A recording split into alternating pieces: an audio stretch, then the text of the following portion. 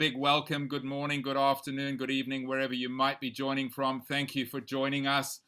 Excited to welcome you to the first of the year of these MPW web series. And we've got a wonderful panel and I think a really important topic tonight. So for those of you that don't know me, I'm Chris Robb. I'm the CEO and founder of Mass Participation World. Delighted to be your host tonight, and I'm just going to pop a poll in there while I'm introducing our speakers to get a sense where everyone is coming from in terms of in the industry. So love your feedback in that, and I'll update you on those. But joining us today from literally across the world, from pretty much west to east, from Tampa, just outside Tampa, normally from Chicago, Patrick McInerney, Director of Business Strategy in Motive. Great to see you, Patrick. Thanks for joining us. And then we move across to a very late opposite end of the spectrum, 10 p.m. and I think it's 6 a.m. for Patrick, 10 p.m. in Melbourne right now. Sarah Clemens, the General Manager, Events and Risk, Mother's Day Classic Foundation. Hi, Sarah. Great to see you. Olivia Strong, a very cold, snowy Edinburgh in Scotland. Olivia Strong, MBE, founder of Run for Heroes. Wonderful story that I'm looking forward to hearing from, joining us from Edinburgh in Scotland. Hello there, Olivia. Welcome. And then an old friend of MPW, Pierre de Villeroy, the founder of Nuco, joining us from Biarritz in France. I know it's cold there, but at the top of the call when we're in the green room, he assured us that there's good waves out there and he's going to go surfing after this. So it doesn't get much better than that. As expected on the poll, we are welcome there, Pierre, sorry, mostly from the mass participation sports industry. I'm going to share that out there. And then whilst I'm doing that, I'm also going to pop another poll in just to get a sense of where in the industry you come from. So let's pop that up while I do the rest of the intros. So yeah, if you wanted to communicate with us, the Q&A box is in front of me and the chat box. Cameras off, obviously. In this format, we don't have those, and no access to microphones at this stage. Please keep your microphones mute. We've allocated an hour, and we hope to get through a great discussion in that hour and also handle Q&A.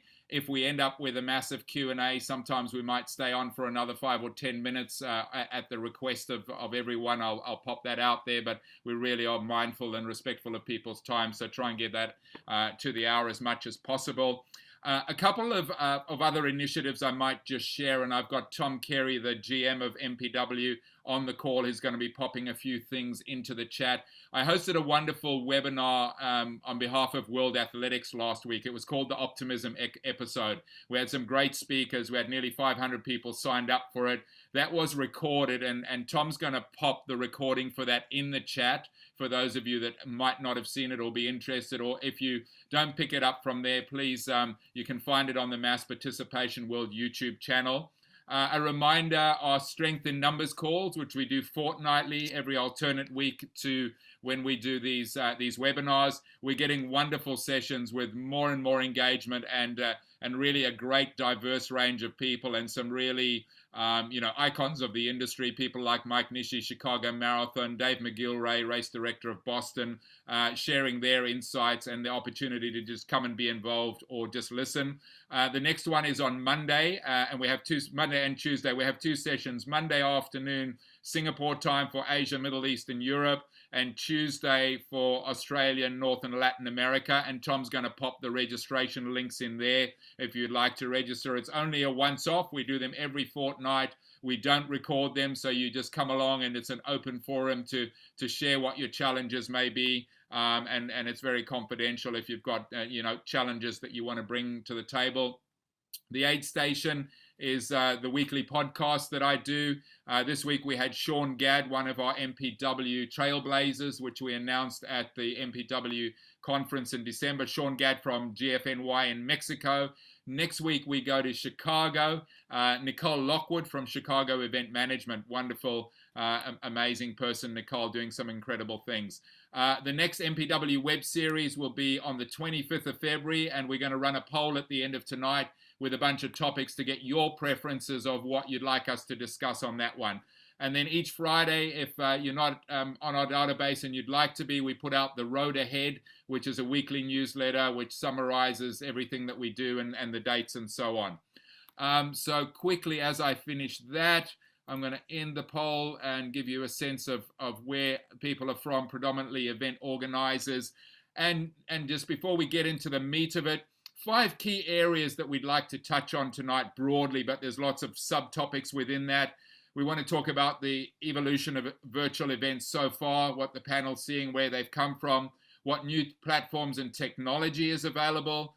We want to talk about the opportunities to integrate virtual events into year-round engagement. There's my sense that some people are still seeing these as a replacement, a kind of a one-off thing. We can't do our events, so let's do a virtual. But there's some great case studies, and certainly Mother's Day Classic is one of those, of building this ongoing engagement. We're going to talk about commercial models and ways of integrating partners into virtual events, and then a bit of a look into the crystal ball. What does it look like by the end of 2021 and beyond in the virtual event space?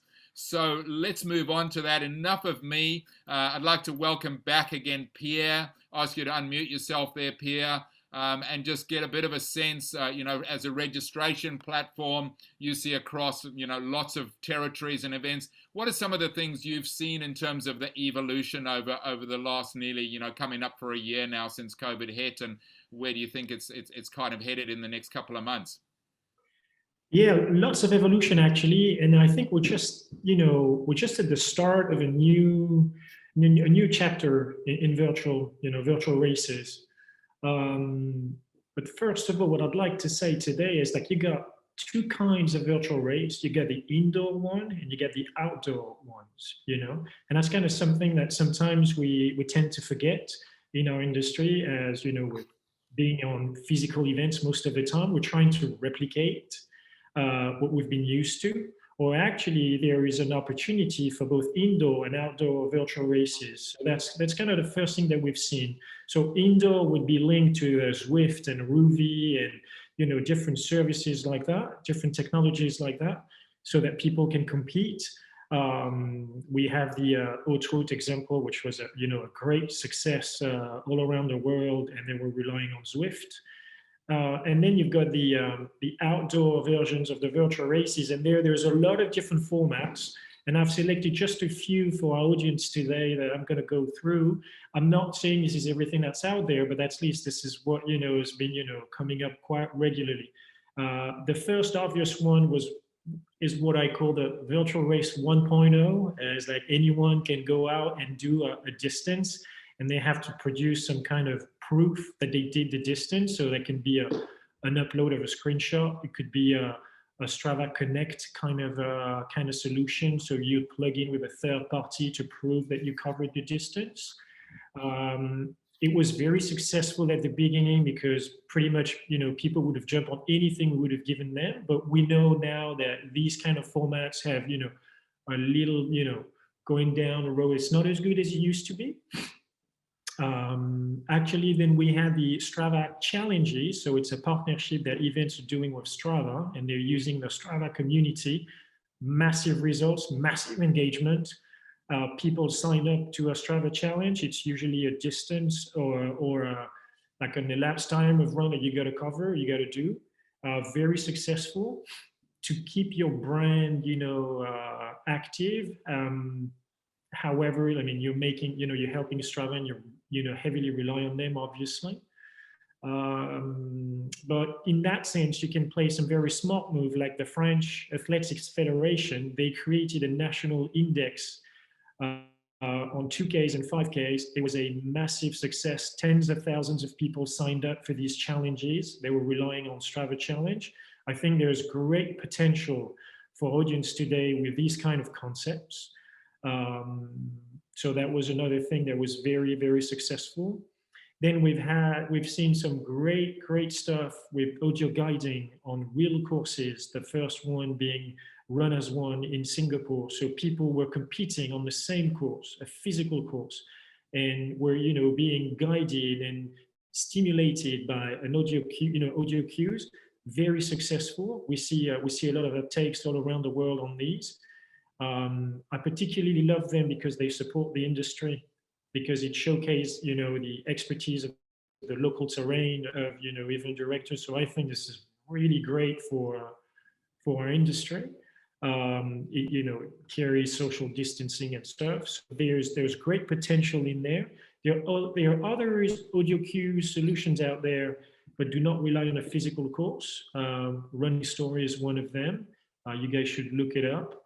I don't have any idea of like numbers and stuff, but it seems to be an interesting one.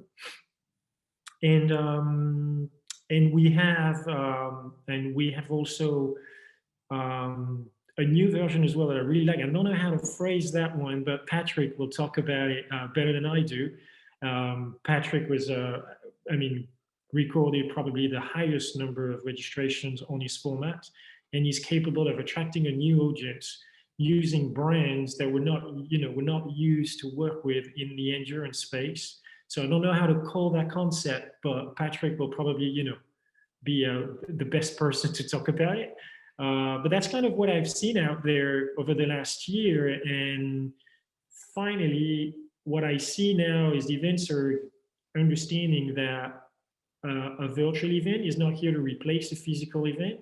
And it doesn't have to be as complex as a real event. I mean, a virtual event could be just a pop-up thing that you do, like you could have multiple virtual races every week if you wanted to.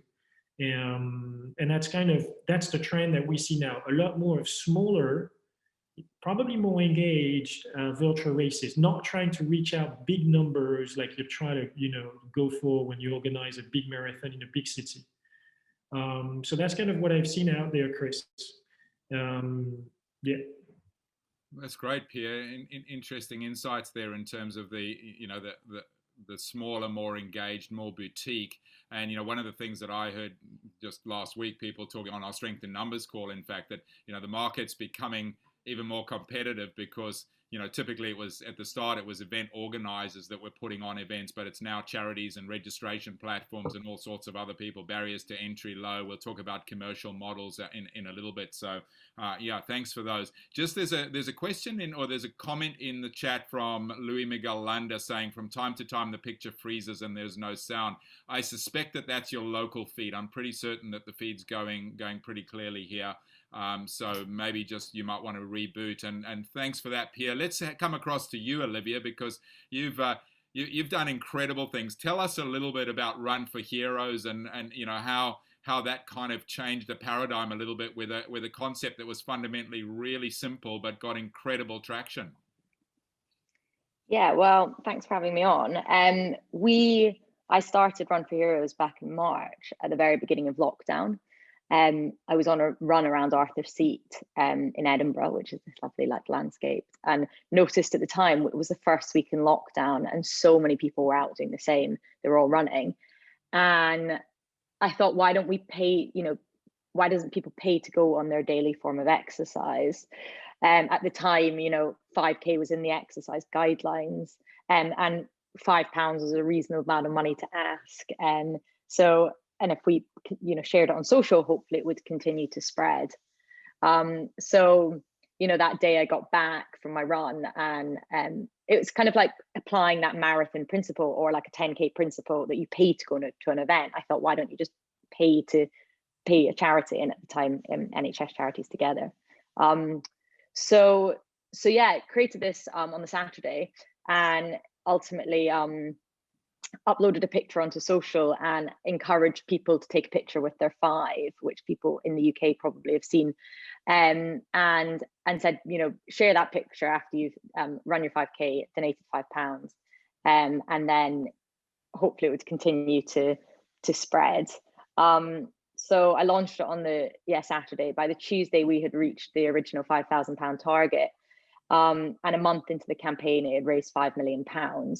So that has meant that it was over 1 million, well, today it's 1.5 million participants globally. It spread to Australia, Spain, France, the Netherlands, Canada. And I think that it shows, that if virtual events are done correctly, and they actually do have the power to have this, magnificent force online and energy that kind of real events have. And that's not to say that virtual events will take over real events in any way. I just think that they're two separate entities. We did a couple of things that I think are important for virtual events for going forward, which in hindsight, looking back at it, now I can reflect and see what kind of worked and what didn't work. And things that really worked are trying to engage your community massively online. Celebrate things like milestones, make people feel very part of it and part of the journey, which we tried to do and still continue to do so. So yeah, I think there's lots of learning things, but it was incredible, and I think we continue to try and push these boundaries. And because 5 kilometers was a good distance for people to be able to run, and it wasn't too, or walk or cycle or whatnot, and it wasn't too, we weren't asking too much. I think that there's a lot to say in that. Ask people to do small amounts. A marathon's really difficult for many people, but 5 kilometers is achievable for many if they work up to it. And £5 is a small amount of money. So I think that again kind of involves more people, allows massively with inclusion and accessibility to allow, lots of people to be able to take part. Wonderful. Thank you for that, and congratulations. And I think, again, I think your example to me points to, and you've got strong views that the two of them are separate, and there's others that feel that they're part of a journey and engagement, and probably a lot of that is relevant to existing events.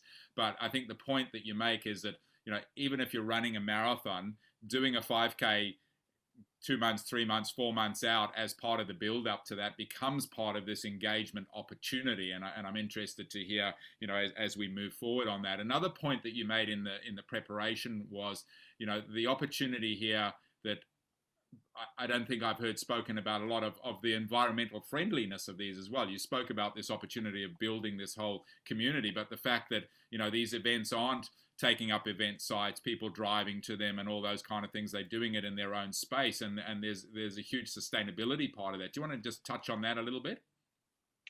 Yeah, and it's a really good point. It's something that, again, we've thought about.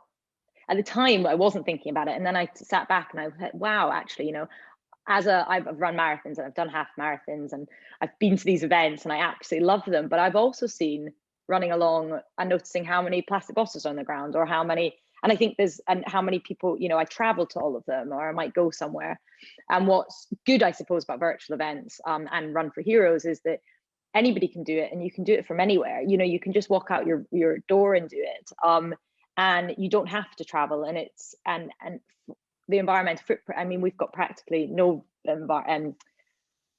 footprint, or I think that it's a really, really important part. And I think that it's something that we can hopefully change going forward. So if there's, a little bit less, or maybe real-time events learn more about it, and they realize that, what can we do that will make it more sustainable, because it's something that's going to, everybody in the next 10 years are going to have to really focus on, especially events. So if, we just have a couple more virtual events, I'm sure that will play a part, and it'll be better for our carbon footprint. Thank you. Quick question for you in the chat from Alison Smith. Would you say that the success of your campaign was partly due to keeping it fairly simple? That one. And then just a quick one for me. You mentioned 1.5 million participants. Was that 1.5 million unique participants, or 1.5 people participating over a period of time? Yeah, so the first question, simplicity. 100%. I think that a simple message will always is key. And also, it was a really unique time in our lives where people were all wanting to run, in this sense, for the NHS. And I think having a clear message throughout, which again worked really well for Run for Heroes, it was all about 5, run 5K, donate £5, nominate 5 people. And I think having that clear message, and then very simple user journey throughout, allowed it to gain traction quickly. To go to your point about, sorry, remind me of the question again. That 1.5 million, were those unique, or was there a bunch of repetition in that, or some repetition in it? Yeah, no, good question. No, all unique. So 90%, and we know how much, how many participants, because over 90% of the participants donated £5. So we know 1.5 million, individual. But I'm sure lots of people took part. Maybe other people across the world took part. Cairo runners were. It was huge there, and we actually never knew the full extent to how many people ran, because we didn't actually get the numbers eventually. But yeah, I think it's 1.5 million individuals plus more. So it's quite cool. Amazing story. Thank you. Sarah, let's come to you down in Melbourne, and I'd love you to share, Mother's Day Classic, an event that's been around for 24 years, raised millions of dollars for cancer research, kind of went on pause to a degree last year with a virtual event. You've just last week launched, a different concept, Mother's Day Classic local for this year. You've indicated that you've had amazing interest, but maybe tell the audience a little bit about how you've pivoted that concept, and some insights into it. Yes, with pleasure. And hi, everyone. Great to be here. So a little bit of background about Mother's Day Classic first, and then I'll jump forward. So as Chris says, this is the 24th year of Mother's Day Classic, founded in 1998 out of a group of amazing women who worked in the superannuation and financial services industries in Australia, who were really quite heartbroken and personally affected by the fact that the number one reason why women accessed their superannuation and had suboptimized retirement outcomes was because of breast cancer. So that was the inspiration for what was just a walk in the park in Melbourne at the time. And fast forward, pre-COVID,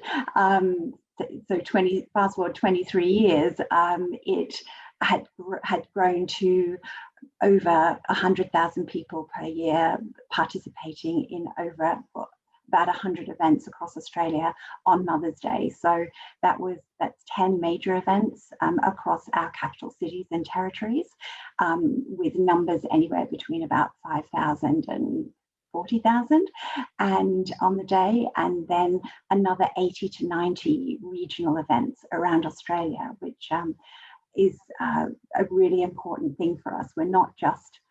We are a major mass participation event, but just as important to us are the smaller events that are the real gold for us in the regional areas of Australia. So that 1 in 7 Australian women and 1 in about 675 men actually are diagnosed with breast cancer in their lifetime. So the stats are absolutely shocking. So obviously we are incredibly cause-driven movement, actually, which has an enormous, a great understatement, community around Australia, and lots of synergy with your story, Olivia, in the cause-driven power of our event, because the Mother's Day Classic is really the platform of how we deliver on the objectives of raising as much money as we can and creating as much awareness and bringing the community together of the hundreds and hundreds and hundreds of thousands of people in Australia, and now reaching out into the world, that have been touched by breast cancer. So about a year ago, pretty much today, about a year ago is when I started at Mother's Day Classic after returning from Singapore. And we were all systems go to roll out these 100 events around Australia. And of course, within a couple of probably 10 days of starting, we started to hear about this virus coming out of Asia. So of course, at the time, we never imagined the impact that it would have, and really thought almost through until about mid-March, we would still be having our physical events. But sure enough, 3 to 4 weeks later, there were no physical events possible around Australia. So being so cause-driven and having such enormous community behind us, cancelling Mother's Day Classic was not an option. And So we went about within 48 hours, and we were pretty fortunate because in February we had already launched our registration platform for the campaign. So we had almost half of the technology infrastructure in place to be able to flip. So within about 48 hours of Australia locking down on all of its physical activity, we launched Mother's Day Classic Virtual. We were the first to do that in Australia, and although first mover advantage disappears pretty quickly, especially in Australia. So, but we're really proud that we were able to do that. Immediately, we received huge positive engagement and feedback. No one really knew at the time exactly what the concept, what virtual was to do with the Mother's Day Classic, but very quickly people understood that it was, still register, still set your challenge, and walk in your own time and own place wherever you can, and continue to come together as a community. We created a pretty exceptional digital platform overnight, and that continued to evolve over the course of the 3 months, to the point where it to some extent overtook our campaign, because as Olivia, you touched on, the digital engagement was absolutely phenomenal. And over the course of those 3 months, we literally saw Australia light up with pink power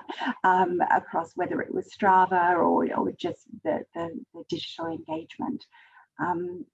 So we ended up, normally we'd have about 100,000 participants with the Mother's Day Classic, but we were beyond thrilled to achieve around the 50,000 mark for us in such an environment, obviously with pretty awful COVID overlay over Australia. So the campaign was very successful. We raised a very disproportionately large amount of money comparative to our actual participation rate. So the fundraising was incredibly strong. And then we came out of the event, obviously, knowing that, during the process, we really struggled actually with using the word virtual, because we very quickly, and I said to my colleagues here yesterday, so we sometimes feel like virtual is a dirty word for us, because we're very much a digital, an interactive digital platform at the heart of what we do. But it was very clear very quickly that what we were was still a community event, and there was still strong physical activity around that. And Sarah, I'm going to jump in there, because I'd love you to give us a little bit of an insight into Mother's Day Classic Local, so we can jump on to give Patrick an opportunity. Patiently there, and sorry to interrupt you, but no. I think your local is going to be really interesting for people, and just give us a couple of minutes on how you've pivoted to that and what the new concept is, and then we'll come back to you for some more stuff and give Patrick an opportunity to jump in, if you don't mind.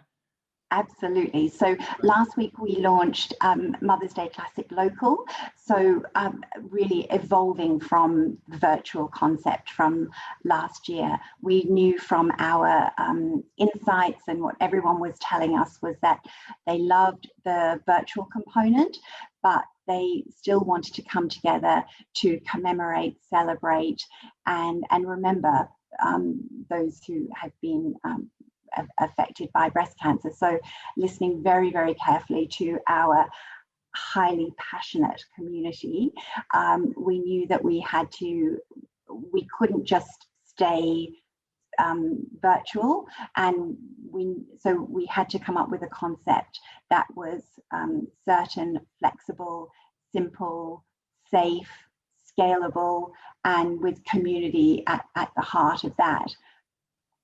So what the concept that we came up with was essentially still a virtual platform at the core of the registration and engagement strategy, but with the option, and so with that local concept, with your registration, you're guaranteed an experience of a Mother's Day classic delivered to your door. So you have this digital portal that our audience is highly engaged in, increasingly year round, as well as a really cool must-have race pack that we've produced that's delivered to every single person's door. So we know that we've delivered the value that our participants increasingly expect from their participation fee, and then they raise their donations beyond that. So that's what we know. We had to have guaranteed deliverables, not only so that we could obviously launch the event and meet the demands of the community that we work with, but also for our commercial programs. And we had to lock and load this concept really in October, November last year. So with that, we always said that while we're delivering this experience, this guaranteed experience to your door, and it's still community, you can still get out and complete your challenge, we will, if possible, still roll out physical events across Australia. They're not going to be the major events. They're going to be very little, if any, infrastructure, no start-finish lines, but it's where the community can still come together in these local locations around Australia. And we're tracking really, really well with that. We've had incredible, it's really resonated well. We're probably already within about a week and a half, from a location perspective, at 50% of our targets. So yeah. So the idea of that kind of not promising people a real event and then having to cut back to a virtual, but promising people a virtual event with the opportunity that might be able to scale and within communities and touching all those people you have in the past. Yeah. Wonderful, thank you, Sarah. Let's jump on to Patrick. Thank you, Sarah. Patrick, another huge success story, 250,000 registrations last year across the US in virtual events. You guys have got a big footprint. Love to just get some insights of what you've seen, some of the things that you've done, and what might be happening in the US. Yeah, so thanks for having me, guys. It's interesting hearing you guys all talk with the panel, because a lot of the things that resonate with you are the things that we're seeing as well. So it's real nice to see that it's global in terms of high donation rates, large participation numbers, the community being really important, purpose-driven through charity, right? So, I think what's interesting to kind of understand from our point of view, or from my point of view, is while we are a registration company, we're a technology platform. That's what Emotive is. It does, ticketing, timing, photography, marketing, and production. We also have an entire arm that started as an event company. That's what we did, right? So Ram Racing was our original event company, and that's where I started in 2012. And so at Ram Racing, I started off as an intern and ended up being the CMO of Ram Racing, really scaling out the event organization to what now is under the Gannett brand, which is like USA Today newspapers. But our virtual world started in 2019 when we decided that for Valentine's Day in 2020, we were going to start offering a virtual auction for a Hot Chocolate 15 5K series. I wish I had a better story to say that, I knew right away and we pivoted really quickly, but it really started in 2019. And so I think it really gave us an upper hand in terms of what we turned into our virtual offering throughout 2020. So across 2020, we had over 250,000 paid registrations to our brands. And a lot of those came from our own series, such as the Hot Chocolate 15 5K, but also some came out of just coming up with concepts that would be interesting to people, such as a St. Patrick's Day run. We switched our virtual Wonder Woman series, which was a physical event, and turned that virtual. And what's really interesting about the Wonder Woman series is that we had to put on this event because we had a major sponsor in Amazon. And so we said, all right, we're gonna take Wonder Woman virtual, and we're gonna see what we can do, because we need to satisfy what sponsors meant. Well, what came out of Wonder Woman was a 65,000 person virtual race that had donations that were, as said on the panel, that were higher than we've seen in regular physical events. But we also had offered and kind of came up with this really engaging experience that kind of brought a lot of the attributes of what you have at a physical event, the virtual, and then splashed on some really cool things that you can do with brands and licensing. So for Wonder Woman, if you registered for the event, you got a sneak peek of the movie that was coming out. You had a thank you from the stars, for the celebrities that were part of the movie as well. Plus, you had exclusive rights to other digital content, as well as physical exclusivities that you got in your bag that we mailed to you. So those were some of the real things that we kind of saw. But what's really interesting, or what we did to kind of keep the engagement going from a virtual standpoint, is, having a really high perceived goodie bag or swag bag, right? We still sent you your bib, we sent you your medal, we still had the sponsor giveaways. You had the ability to upload photos with exclusive overlays and engage and have engagement opportunities through sponsors. You had the ability to upload results and still have leaderboards across all the communities or all the participants for what's going on. And then what we did is, and it was talked about through Sarah, is the fact that we had a race day experience that was a gated experience. So you had to be a participant of the event, and that was the only way that you would see what was going on in terms of our experience. But it had a lot of the same things, such as an announcer. We had a DJ, right? We had the giveaways. We had recaps of what's going on for the event. Those are things that we kind of brought together, charity stories and things like that. So those kind of is what we've seen has been really successful with the virtual space and what's made us successful going forward. I think one of the things that we are personally planning on for 2021 is that virtual is here to stay. It's just going to be a component of physical events, right? So everyone can't always make that day for the physical event, but they still want to participate. And so it could be by date, it could be a birthday, it could be because you're traveling, someone's sick, or maybe you don't even live in the same city, but you still want to participate or because of the cause. And so we're planning going forward that virtual is here to stay, and that virtual is going to be part of every physical event going forward. Thanks, Patrick. So virtual part of every physical event going forward, and you spoke a little bit around event day. How do you work? So if you take, for example, your Wonder Woman series that you were talking about, how do you elongate that? What are some of the things that you've done, or are you planning to do in terms of elongating, building that into year-round engagement rather than just that period around the event? Yeah, so we're not necessarily looking at year-long engagement. What we're looking at is that when we come back to having physical events for Wonder Woman, right? If the Wonder Woman event that we're having is in Philadelphia, let's just say, we're also going to have a virtual component for Wonder Woman around the Philadelphia event. So what we did with the hot chocolate series is hot chocolates in 22 cities across the United States. In 2020, we still had each one of the hot chocolate events. While they were all virtual events, we still had the virtual Chicago event, the virtual Phoenix event, the virtual Denver event, right? And so it was still the unique experience.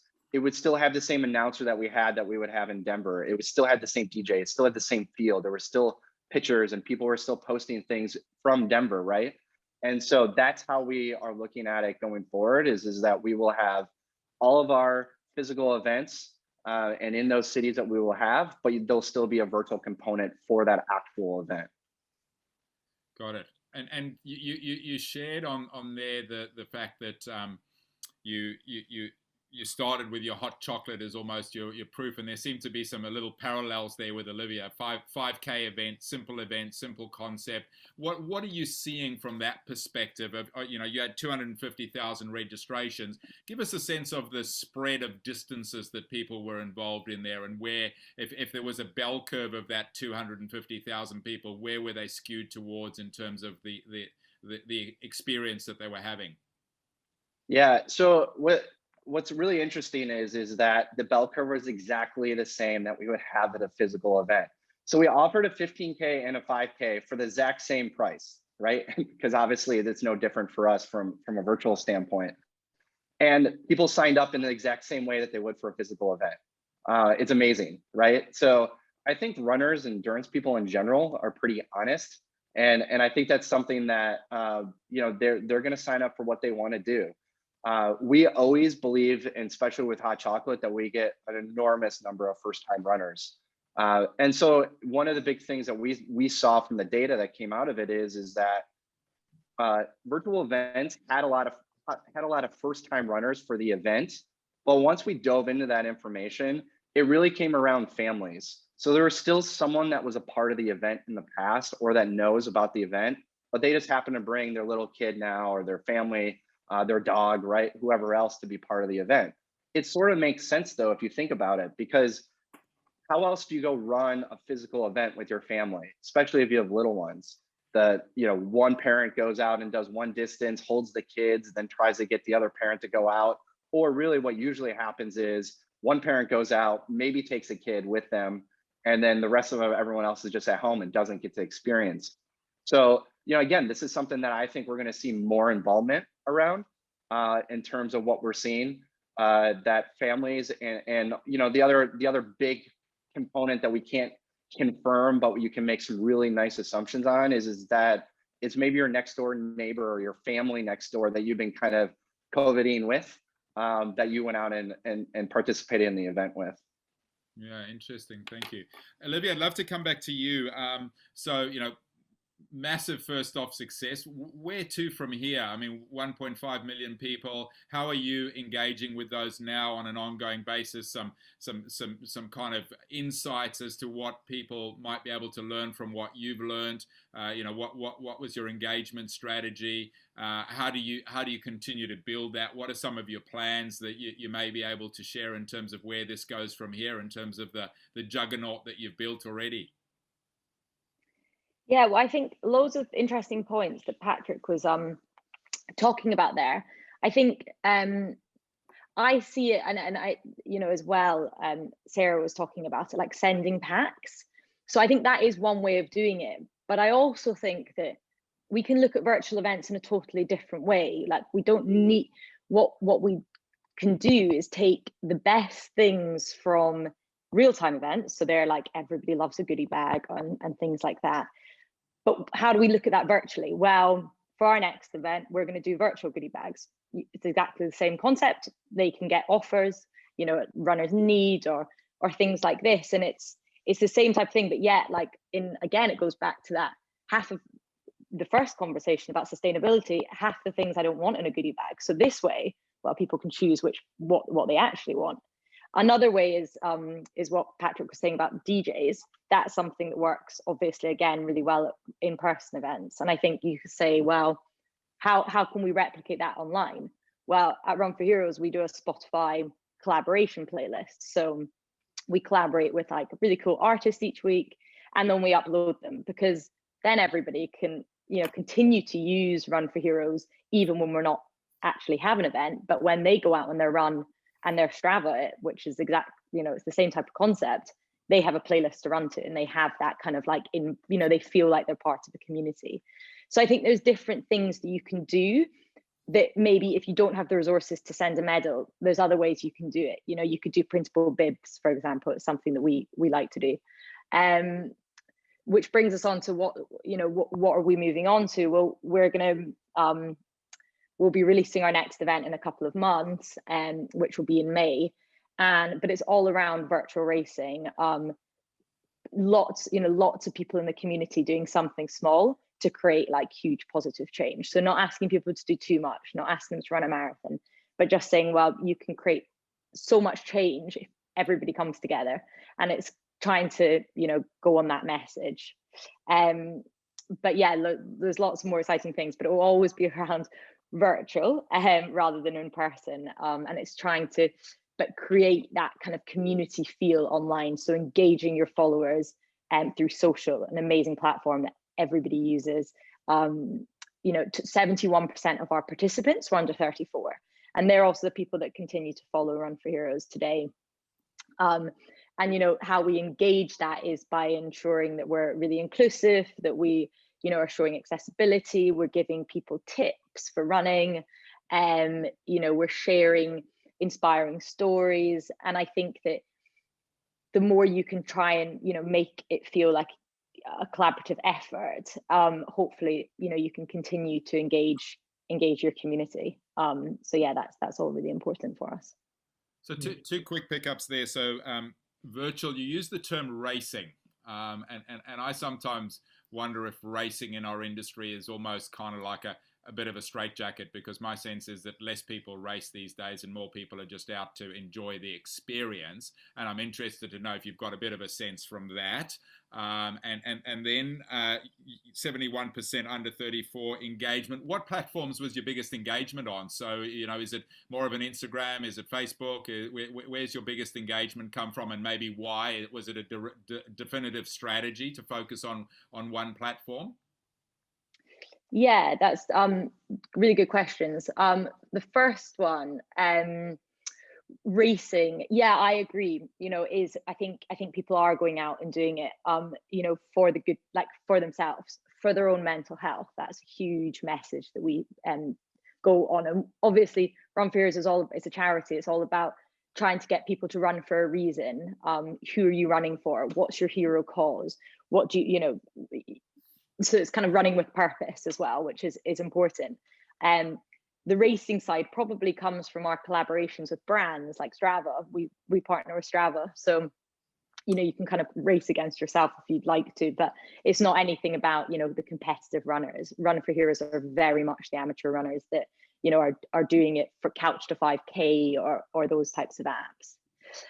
To your second question, Instagram is our main focus. That was a decision that we made early on in the campaign, because we wanted the messaging to be driven through one platform. Then we opened up Twitter and a Facebook, but much later on. We have hardly any traction on Facebook. I mean, I don't know if it's just the fact that everything basically is done through Instagram, but the second one that we get loads of traction through is Strava. Our Strava club has loads of interaction. It does really well. Maybe it's because we had a Strava challenge that we put out a couple, like back in May and June, so could be that. But Strava's a really good, especially for mass participation sports. I think we'll see more and more of that happening. Fantastic, thank you. Time's flying along. We've got about 10 minutes. Pia, let's come back to you. You were going to say something a moment ago, and also I'm interested from a commercial perspective. We were talking before, and you know, your sense that, you know, they're cheaper to put on. Commercial models mean that, you know, you're taking less commercial risk. The boutique events we spoke about. What are you seeing, and what's your sense from a commercial perspective? I mean, are these profit centers in their own right, or are they more a part of building this engagement with small contributions, but you're creating that year-round engagement, that possibly an opportunity where the revenue streams come from commercial partners, as in, you know, beyond Strava, but maybe brands that are starting to see these as opportunities to create engagement. In any sense there? So we're not there yet in terms of engaging brands, because I think we're still learning about what virtual events are. And just like we said, it's not so much about virtual racing than digital experiences, digital challenges. Events have these communities they have access to. They build these communities, they know them. The mistake I think that we made at the beginning of this virtual race thing was to try to replicate a physical event and, you know, replicate that into a digital version. Actually, the topic is about creating experiences, digital experiences for your community. So that can take place anytime, anywhere, even to a very small audience. Like, we always have this kind of setup in our mind where we think we've got to get 10, 20,000 people, you know, to have a successful event. Well, it's no longer the point when you go digital. If you have just 100 people every day for a month, I mean, that's a big event at the end of the month, right? So I think this is, so about the brands, we still don't know yet how to engage them. They're, you know, ongoing things, and it's not so much the point. I think the point is to keep the community, you know, exercising and going out and do stuff. And we're very lucky because a year ago we didn't have all this technical solution, all the technologies that we have now to entertain, the audience. So I think we are at a very exciting times in this digital challenge, digital experience era. You can fundraise, you can challenge people. You could say, okay, guys, tomorrow in Melbourne, we're going out. Who's the fastest on 1K? Here is the course. Or you could do it just outside of your house, and just for the fun of it, nothing to win, just to engage people, and get them to move, and exercise.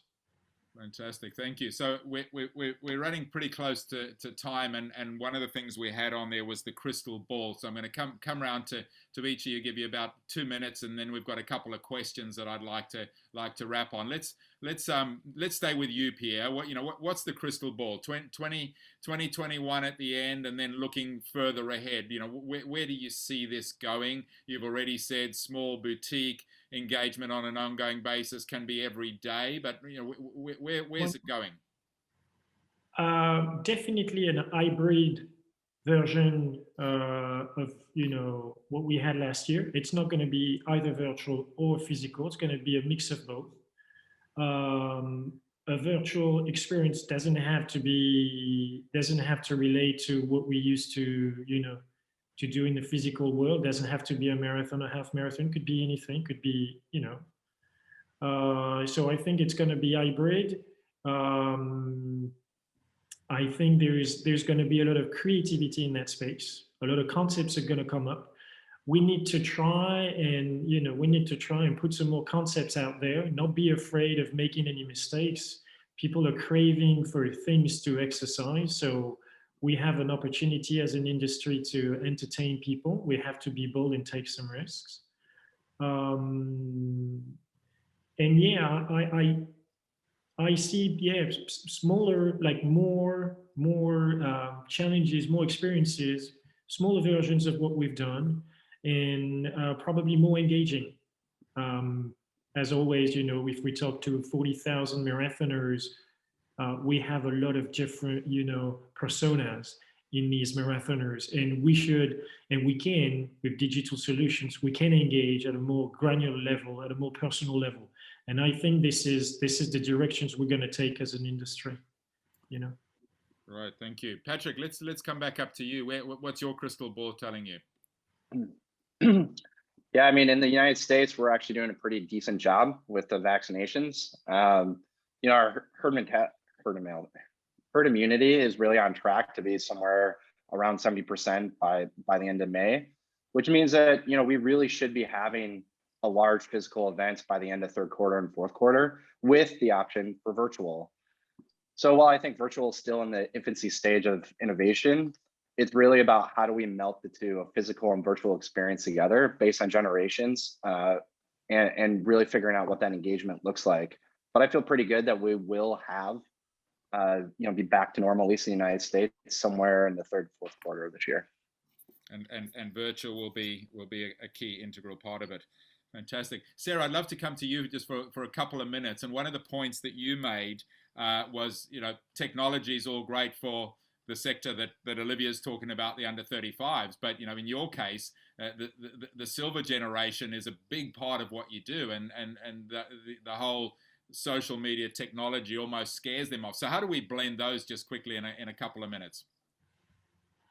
I think as Pierre was saying, just they're being very familiar with your personas and finding different ways to communicate with them. We have a very large silver market, especially in our regional areas.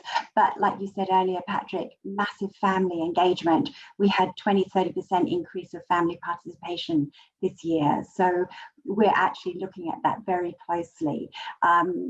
We need to go more directly to the silver market. Families, obviously, through schools and community groups. And our digital virtual platform is really key, and partnering and collaborating with like-minded brands and community partners to help us connect with those groups, because people are still very much, they want to be part of something. They want to run, they want to walk, they want to play. So we need to deliver that for them. And I think yes, virtual events provide a fantastic way for people to stay connected, but I agree with my colleagues. It's not just going to be virtual. It's going to be certainly a hybrid, and we need to be delivering something more tangible, and where we're connecting people into the future. So I think the other thing I would add is just really critical to be able to show that you're adding value. Olivia, really sensitive to the sustainability. In fact, our race packs, they're all PET, but we're very sensitive to that, and we're doing the virtual show bag. But I think that's something that everyone really needs to keep their eye on, is the sustainability factor. Thanks, Sarah. And yeah, another point that you made there is obviously knowing your audience, tailoring to them, understanding your data, which I know you've done a lot of work at Mother's Day Classic on really interrogating your data and understanding who your participants are. Thank you for that. Let's come back to you for the final word on the crystal ball, Olivia, and then we'll take a couple of questions. I know we're pretty close out of time, but if you'd like to stay on, we've still got good attendance here. We might take another 10 minutes just to wrap up the questions, but come back to you on the final say in terms of the crystal ball. Where's it all going, and what do you think we're going to be looking at in a couple of years' time? I mean, I don't know if I have the answers, but I think the moment that events around the world can start up again, there is no question that everybody will want that. They'll be going back to it. It's like, it's a feeling that you get that will never be able to be replaced. But I think that off the back of it, I think the virtual events is going to be a separate entity within itself. And I think that we'll see more integrations within in-apps, like integrations that people will be able to do. The technology is going to get better for it. And I think it will be part of our kind of like everyday lives, where if somebody can't go to, fly down to London or, to Boston to do a marathon, actually, because they've got families and whatnot, they can do something if they just walk out their door. And I think the fitness industry as a whole across every sector will actually change from the pandemic a little. Like, it'll shift slightly, where people have realized that they can do whole, at lunch I can go and do a fitness workout class in my living room. Like, that was something that I would have never done before, but now it's pushed us to be able to say, well, actually it can be quite much easier than we think than to travel an hour to a gym to get to. So I think it's not to say that that's going to stop. I just think that as humans, we've been pushed into a direction to realize that there's other ways around it. And I think that will happen within events, with sports, with lots of different sectors. Great insights. Thank you. Let's if everyone would just humor us and understand, obviously we're now 1 minute after the hour, so if you have to drop off, feel free. And this is being recorded. Unfortunately, I had a problem with the Facebook live stream, but it is being recorded. So if you have to go off, we will upload it to the MPW YouTube channel. But let me just go through here. Let me start at the bottom and go up so I don't miss anyone. Yeah, Sarah, you said flexibility key to us too, and that was in response to Patrick's comment. My opinion of the key elements to drive registration is the following. Keep the event messaging simple, explain what virtual means, have a cause and message, charity, accessibility to participate in the event, and goodie bag swag. Thanks for that, Patrick. Here we have fundraising, Natasha Johannes. I'm a fundraising officer from the Cape of Good Hope SPCA from Cape Town, South Africa. Thank you so much for the panelists. It has been informative and inspiring. I would like to connect with Olivia and Patrick if possible. Could you kindly email me, Olivia and Patrick? I'll connect you directly with Natasha if that's okay afterwards. Another one here from Luigi Varale. The age range is 18 to 50 in virtual events, so we have the power to engage younger audience. I believe in multi-channel, which includes Facebook, older audience, Instagram post stories, Reels, the best snackable content to sell and engage. Email marketing, the most powerful channel. 30% of the revenue of each company comes from email. Facebook ads and Google ads, user-generated content, the word of mouth on social media, and referral. Thank you for that, Luigi.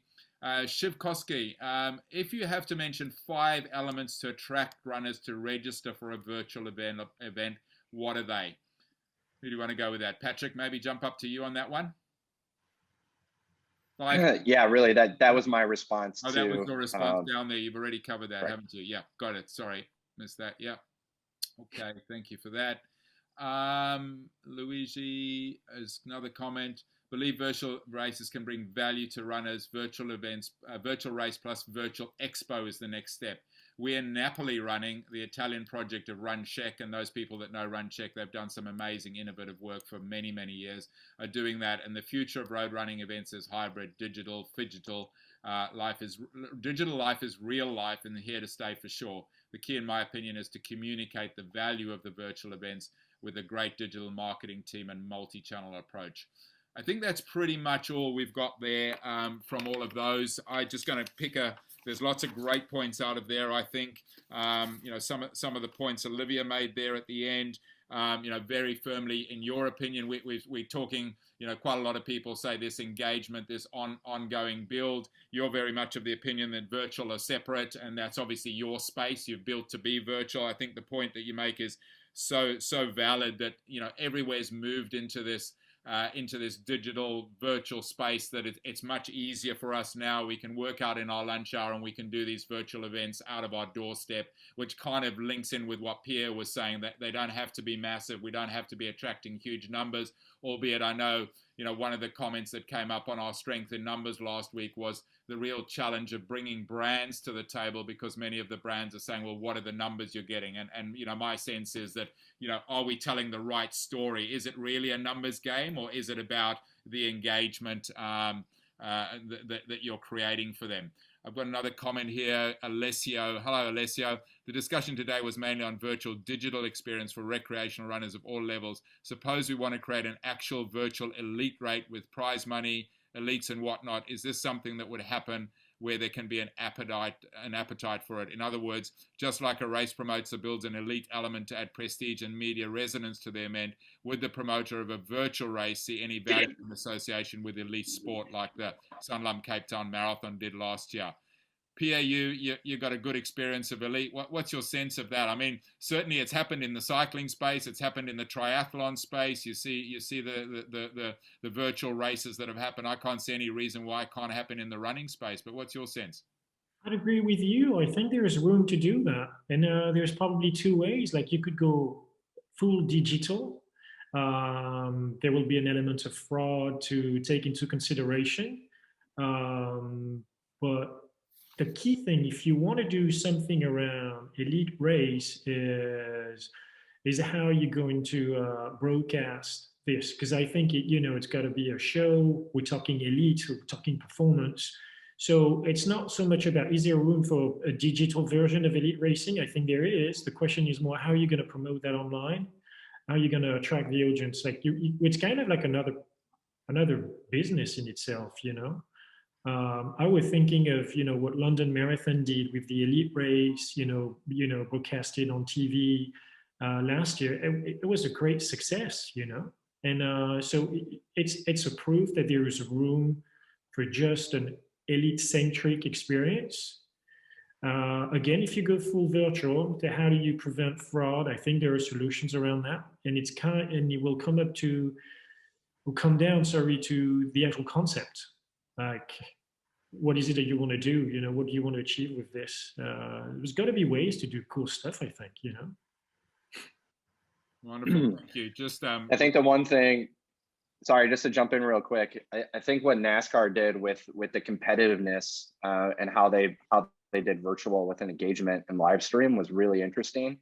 And I think that's something to really kind of understand and follow to see how they evolve that, because they did an exceptionally good job with it from an engagement standpoint, and they had a lot of people watching it. So and they did it just because of Pepsi, right? So that was their reason to do virtual, was to take care of Pepsi, and I think it was a home run. Yeah, great point. Thank you. I just realized that I fell behind a bit on some of the panels. The last one, the polls. I've just popped out there your thoughts on what you'd like to see for the next couple of webinars. We've got a couple of topics there. Would love your input. If you've got a couple of minutes, just rate your top 3 that you'd like to have while I just continue the quick wrap up here, and we're close to the finish line for sure. That opportunity not to overlook the silver market, which Sarah spoke about. The point that she and Patrick both made, that there's this opportunity to bring more families in, so people that have participated before bring the kids along. And from a virtual perspective, sometimes that might be easier, particularly if it's smaller, if it's a shorter distances, what we're talking about, attracting these first-time runners that potentially are going to be here to stay and build into other areas. That ongoing collaboration, the other point that Olivia made, Spotify with a playlist that's there all year round. So, this opportunity to have your event, but then how do you stretch that out? You've got a playlist. What are some of those ideas? Pierre's giving a thumbs up to that one. The fact that we think that tech is going to advance. We're getting the audio guided opportunities now. That gives the opportunity to guide the runner, but it also gives the opportunity to bring celebrities in to give tips and so on. I think really interesting. And I think, interesting the point that Patrick made there. We're still in our infancy. We're a year into it. It might feel like it's 10 years, but what is this going to look like in 5-10 years time? Absolutely, I agree with everyone. I think it's here to stay. There's no doubt that it's going to be a part of where we go forward. But it's going to evolve massively. We've seen some, to Alessio's point there, we've seen some really innovative stuff on Zwift. We've seen the stuff that Super League Triathlon's doing with a bit of, people on, the point that Pierre made in his early summary. You've got the virtual events that are indoor, where you're on a treadmill or you're on a trainer. And you've got the outdoor events. So the blend of those as well in a virtual sense. We're going to have this blend of the journey towards event day, but these events where you could be, swimming in a pool as a triathlete and then running on a treadmill and cycling on a bike as the elites do. Look, I think it's time for a wrap. Thank you so much. I'm going to go around and quickly a quick thank you of our panelists. Olivia Strong at the bottom of the screen as I look at it, Sarah Clements, Pierre de Villeroy, and Patrick McInerney. Thank you so much for joining us. Thank you for those of you that have signed up, and we look forward to seeing you at the next one in 2 weeks' time on the 25th. And a reminder for those of you that are interested, Strength in Numbers on Monday and Tuesday. So Tuesday morning is US time, generally Latin America, and the Monday afternoon, Asia and a bit of Australia and Europe. Just an open Zoom chat room forum for people to bring their challenges, come and discuss what they're seeing, and we're getting more and more people coming to that and great feedback. So a big thank you for all of you that have joined us. Thanks again to our panelists, and look forward to seeing you again soon. Bye-bye. Good night. Good day.